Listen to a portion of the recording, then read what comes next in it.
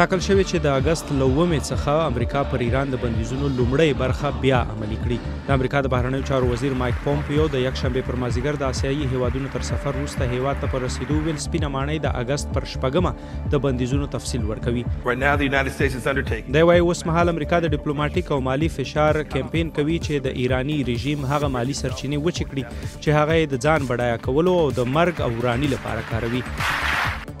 امریکا په می کې له ایران سره د نړۍ د ځواکمنو هیوادونو له اټومي موافقې ووته او بیا یې د بندیزونو لګولو غږ وکړ چې اروپایي هیوادونو یې مخالفت وکړ. د انډونیشیا په لومبوک ټاپو کې زورورې زلزلې لسګونه کسان وژلي دي. زلزله د اګست پر 5 شپې ناوخته راغله چې پر ریختر درجې شدت 4.9 و. چارواکي وایي لسګونه کسان یې شپې مهال روغتونونو ته ورسول. د ګل پر ورځ سلګونه سیلانیانو خپل چکر لنډ کړ او له لومبوک هوایي ډګره یې پرواز وکړ. او په چین کې د ګرمۍ لړۍ له کبله نه یوازې انسانان بلکې په ژوبڼ کې ځناور هم اغیزمن شوي دي. د هیواد په شمال ختیځ کې د دالیان په باغواش کې کارکوونکو له سختې ګرمۍ څخه د ځناورو د ساتلو لپاره هغوی ته آیسکریمونه، هندواڼې او یخ ورکړ.